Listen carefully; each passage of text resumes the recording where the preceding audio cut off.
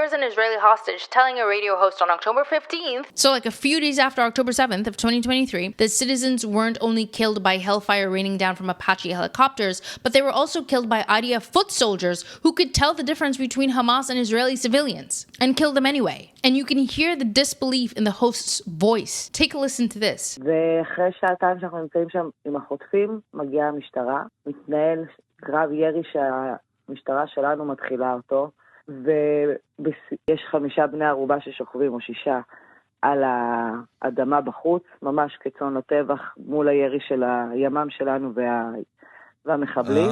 הטרוריסטים ירו בהם? לא, הם נהרגו מהחילופי ירי, תבין שהיה חילופי ירי מאוד מאוד קשים. זאת אומרת, יכול להיות שזה כוחותינו ירו בהם? כשניסו לפסק את החמאס? הם חיסלו את כולם, כולל הבני ערובה, כי היה שם חילופי ירי מאוד מאוד קשים. עזים של טנק שירו לתוך הבית, שזה בית קיבוצי קטן, זה לא איזה, רואים את זה בחדשות. כן.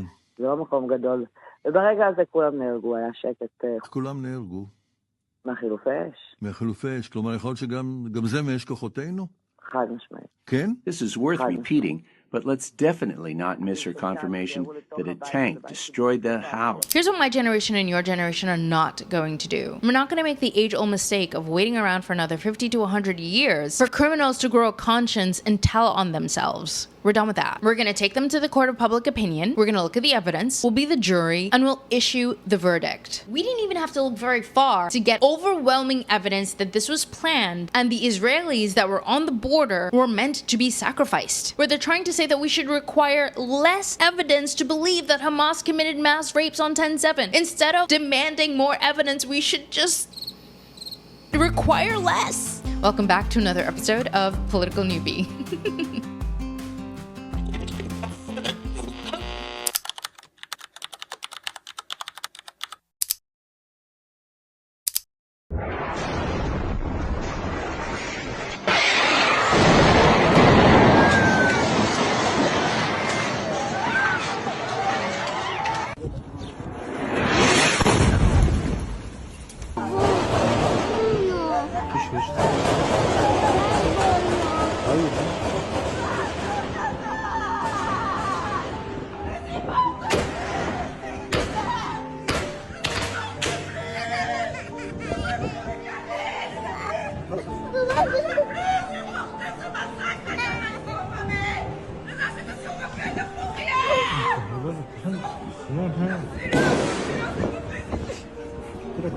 And most Americans don't know this.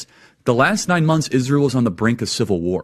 It's not an exaggeration. There were protests planned this week against Netanyahu, where they anticipated tens of thousands of people to take to the streets. That's all gone, Patrick. Netanyahu now has an emergency government and a mandate to lead. I'm not willing to go so far that saying that Netanyahu knew or there was intelligence here, but I think some questions need to be asked. Was there a stand down order? 6 hours? I don't believe it.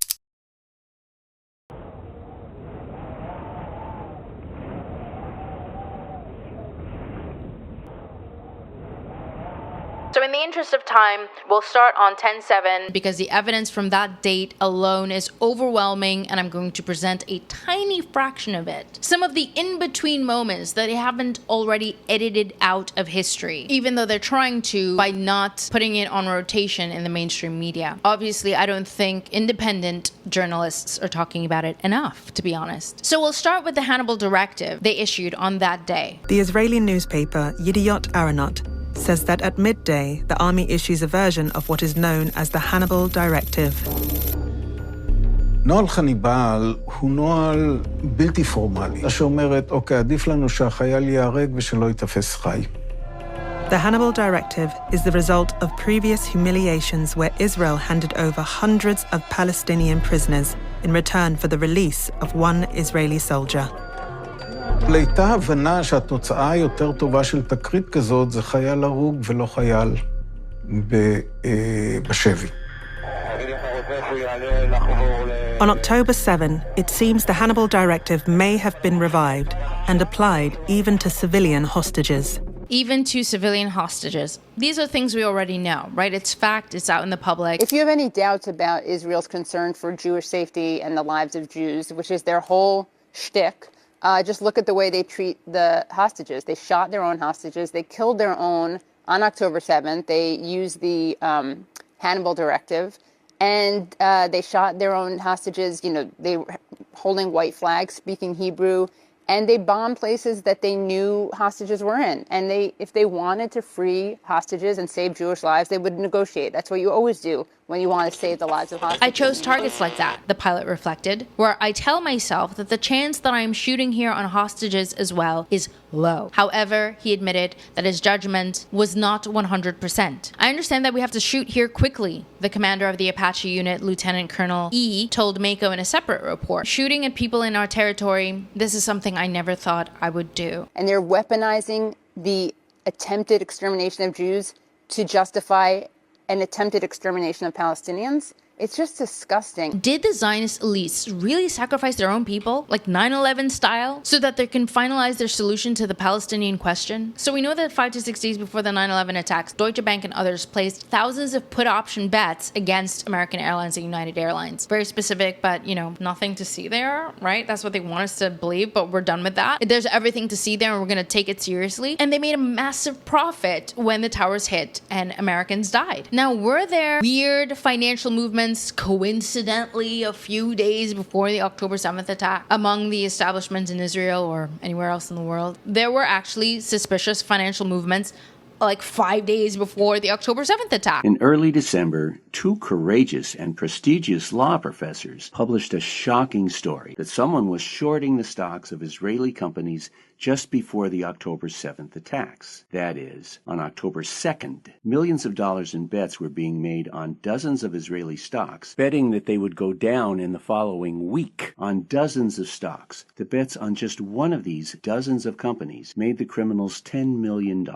And the professor said in so many words that these criminal stock traders obviously knew about the coming attacks and profited from these murders by making these bets. The story made news, sort of. You never heard it. These two heroes told CNN that what they found was the tip of the iceberg. The headline was, "Unknown traders appear to have anticipated October 7th Hamas attacks. Research finds." Those bets that were placed against the value of the MSCI Israel Exchange Traded Fund in the days before the October 7th attack far exceeded the short selling activity that took place during the COVID-19 pandemic, the 2014 Israel-Gaza war, and the 2008 global financial crisis, the paper finds. They knew this was going to be big. Our findings suggest that traders informed about the coming attacks profited from these tragic events, the authors wrote. Mitz added that he and Jackson, his co-author, are very confident that the trading activity is exceptional and extraordinary when compared with over a decade of trading and not the product of ordinary trading. That's how unusual it was. 5 days before the attack. So I have a link to the abstract on my X account in downloadable PDF format. So if you want to go download it and read the entire abstract, and a copy of the article, the CNN article, so you can definitely fact check that. Already, we didn't even have to look very far to get overwhelming evidence that this was planned and the Israelis that were on the border were meant to be sacrificed for profit and for some crazy agenda. This body cam video was taken by Hamas operatives. It shows them driving miles to the border fence, kicking up dust the whole way in full view of the Israeli spotters who saw it and reported it. In order to have any credibility, official Israeli television has had to admit what everyone in Israel already knew, that the military disappeared as this tiny invasion took place. This video is mind-boggling. You have to please note at the top of the screen that the New York Times calls this base the heart of all military operations along the Gaza border. What you are seeing take place is this massive attack launched by Hamas upon this completely abandoned military base. And look at the length of this guy's shadow. This is not dawn. The sun is well up. It's at least an hour past dawn, maybe 2, nearly 3 hours after the rockets, and well over an hour after the first attack on the fences. Where was the IDF? Asked the New York Times. It was part of a plan that was so insanely obvious that the New York Times couldn't resist asking. In all these videos of Hamas, where's the goddamned Israeli army? The New York Times again tells us that after 7 hours, one reservist paratrooper major mobilized on his own, and to his surprise, The roads were empty. 7 hours into the fighting, there was no visible military response. נכנסים, ואני אומרת להם, יש לי פה 2 ילדים. הדבר הראשון שאני אומרת להם, בעברית? לא, באנגלית. הם מסתכלים, ואז אחד אומר לי באנגלית, אל תדאגי, אני מוסלמי, אנחנו לא נפגע בכם. זה תפס אותי מצד אחד בהפתעה, מצד שני זה הוריד לי הרבה לחץ, וישבתי עם הילדים שלי, והמחבלים הביאו כיסא מהפינת אוכל, היה מחבל חמוש כל הזמן איתנו בממ"ד, והשאר מסתובבים בבית. אחד מהם רואה על השיש בננות, אומר לי, אפשר לאכול אחת? אמרתי לו, כן, אתה יכול לאכול אחת. מה הילדים אומרים? הגדול קצת יותר נלחץ, הקטנה לא ממש הזיז לה, הייתה עסוקה בטאבלט שלה. מה שכן הפחיד אותם קצת זה הנשק. היה איזה קונסיליום שלהם ליד הממ"ד די בהתחלה, דיברו בערבית, ובן שלי שואל אותי, הם עכשיו חושבים איך להתנצל? אמרתי לו שכנראה שלא. הם היו אצלי בערך 2 שעתיים.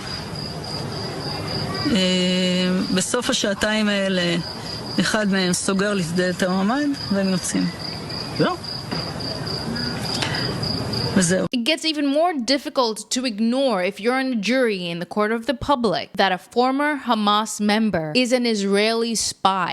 Here he is on CNN chatting up with Jake Tapper, who I think might also be a spy. I don't know. So it begs the question, was Hamas infiltrated? Were any of the Hamas fighters that crossed the border Mossad agents? When I hear hostages telling me that Hamas fighters treated them well and that Israeli officers and police officers were on the ground when they did come, were killing their own civilians, their own citizens, their own peers. How do I know that the Hamas members that were actually shooting Israeli civilians that we see on the GoPro, how do we know they're not Mossad agents? For at least half an hour, the 4 men had been throwing stones at Israeli soldiers as part of a group of Palestinians. Then they took out their pistols and opened fire on the group of protesters they'd been standing alongside moments before. According to the AFP journalist who filmed what happened at the Beit El checkpoint outside Ramallah, a cry of Mustarabin soon spread through the 100-strong crowd. It's a word that describes people who disguise themselves as Arabs. In the footage, the infiltrators are seen beating a man and shooting their guns before being joined by Israeli soldiers in uniform. And then... It keeps getting weirder, okay? This guy that you see here gets on Piers Morgan and literally issues a super credible Charlie Kirk has been doing Hasbro this whole time and he doesn't even want to. But he's forced to because that's what he's getting paid to do. And he does it dutifully with a smile on his face. Little do they know, half the time he's on college campuses, all he's doing is Hasbara and defending Israel. And he doesn't even want to be. He doesn't even know the issues that well. But he's forced to. But he dutifully, with a smile on his face, defends Israel left and right. Because at the end of the day, donors are pumping millions and millions of dollars into TPUSA to be Israel first. Listen to this. But the entire Iranian regime is going to be history. The Iranian nuclear program is going to be destroyed, and anyone who gets in the way, it doesn't matter where they are, even if they are politicians in the West, they are going to fall, because we cannot afford letting any Islamic entity, and I said this previously, and I mean what I say, and you need to take this very seriously. So Charlie writes in this group chat, just lost another huge Jewish donor, $2 million a year because we won't cancel Tucker. I'm thinking of inviting Candace. Somebody writes, oh. Charlie writes, Jewish donors play into all of the stereotypes. I cannot and will not be bullied like this, leaving me no choice but to leave the pro-Israel cause. Did you hear what he just said? He threatened politicians in the West that if they don't agree with Israel's war against Iran, that they're going to fall. And remember, he's an Israeli agent. Are you saying Israel will murder politicians in the West or get rid of them politically through bribery or whatever else? What do you mean the politicians in the West will fall if they don't agree to back Israel's war against Iran? Yeah, we will not vote for them anymore. Oh, no, well, you don't vote for them now. You're not in our country. What do you mean the politicians will fall? We live in democracy, and we have the right to bring them up and to bring them down. Those who agree with Ayatollah, we don't want them in office. And all the sympathizers with terrorists like yourself, we don't want them even to be in our country. Who is we, and how are you bringing down politicians in the West if they dare to defy Israel? Tell me how you're bringing them down. I already answered you that. Are you going to murder them, or are you going to bribe them? Or are you going to bribe someone else? Who are you going to do it? This is what we're dealing with right now. This is not an ally. It's an absolute enemy and our biggest one. We need nothing more to be clear about this. No, here's a Republican literally declaring that he would vote Democrat to reject Zionist candidates. He says, I can't believe I'm saying this, but I will vote for a Democrat over an AIPAC Republican candidate. 4 years of a Democrat sounds easier than a politician owned by a foreign government.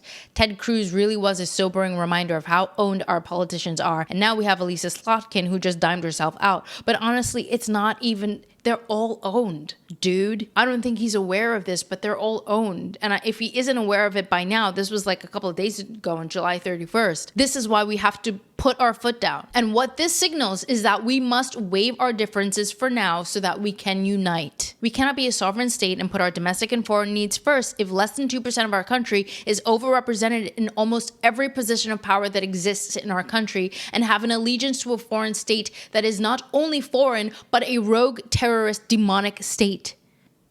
And I rest my case. I rest my case, okay? Court is adjourned. Okay. I'm going to head out. But if I don't see you in my comments, please leave me a thumbs up to let me know that you're here. And I can't wait to see you in my next episode.